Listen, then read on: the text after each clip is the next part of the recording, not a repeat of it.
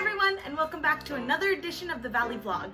My name is Callan Forrester, and if you don't know already, this is a video series done by the Gleaner, where I try out fun, COVID-safe activities that you can do from the safety of your own home while still feeling connected to your community. On the day I'm filming this, it is the first official day of fall, which is very exciting. However, unfortunately, it is very gray and gloomy outside, kind of the worst of the fall weather. So I thought, because the weather's a little bit today, it's the perfect time to bake something full of warm fall flavors. So today we're going to be making an apple walnut bread, not a bread like a banana bread or a pumpkin bread, but like an actual loaf of bread that you can make sandwiches with. I love to bake, but I've actually never made bread before, so I'm very excited to try this out. Let's get started. For this recipe, you'll need some yeast, honey, water, whole wheat flour, all-purpose flour or bread flour, salt, apples, cinnamon, sugar, and some walnuts. The first thing we're gonna do is make the base dough for the bread.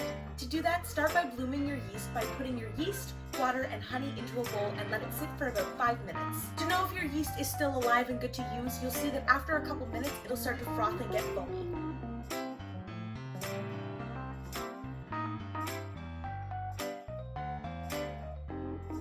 While that's happening, go ahead and mix together your flours and your salt. Once your yeast has blossomed and your flours are well incorporated, you can mix the wet and dry ingredients to create a dough. As you can see here, my yeast is blooming nicely, which means it's time to combine it into the dry mixture.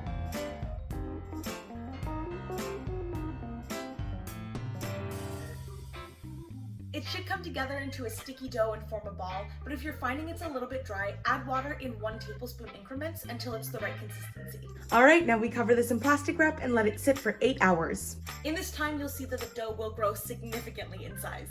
In the meantime, go ahead and prep your apples. To do this, chop your apples into small pieces and place them on a baking tray.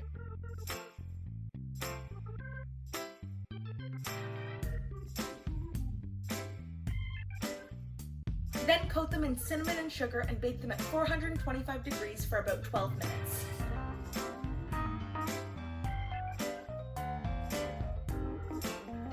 When the dough is rested for 8 hours, you can incorporate your roasted apples and your nuts directly into the dough. You can do this by folding and kneading. It may take a little while because you don't want to crush the apples too much, but it'll be totally worth it and taste delicious. These look absolutely delicious, and they smell even better than they look. Now, there are 2 ways of actually baking this bread. You can either do it in a Dutch oven or a big kind of pot that goes into the oven, or on some sort of pizza or breadstone. Whichever vessel you're cooking with, now is the time to place it in or on that. Then cover it with either plastic wrap or a lid and let it rest for another 2 hours. Once it's rested again, it's ready to bake at 425 for 45 to 55 minutes.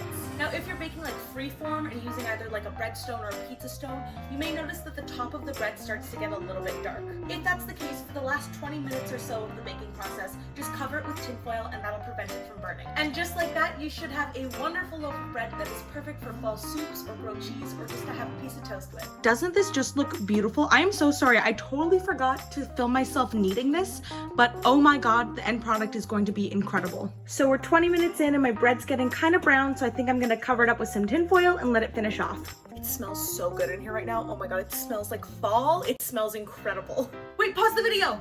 Did you know that we have retailers all over the entire valley? This means that if you're not subscribed to the Gleaner but you still want to pick up a copy, there are tons of places where you can do that. I'll leave a link in the description down below and you can check out which one is closest to you. But I mean, I'll also include a link for you to subscribe, so it's really up to you to decide. Alright, let's head back to our bread. Look how beautiful this is. Oh my goodness, I am so excited to try it. Alright, it's the next morning and I have a piece of this bread with a little bit of goat cheese on it for breakfast. I am so excited to try this. Also, elephant in the room. Yes, I did dye my hair last night. Please ignore the continuity errors. Alright, let's give this a taste. Ooh. Okay, wow, this is incredible. This is the perfect loaf of bread with the sweetness from the apples and the crunch from the nuts, and then with the cheese on top. Oh my goodness. This is literally the perfect fall breakfast. Was it a little bit time consuming? Yes. Are my arms still sore from all the kneading? Yes. That being said, is it worth it?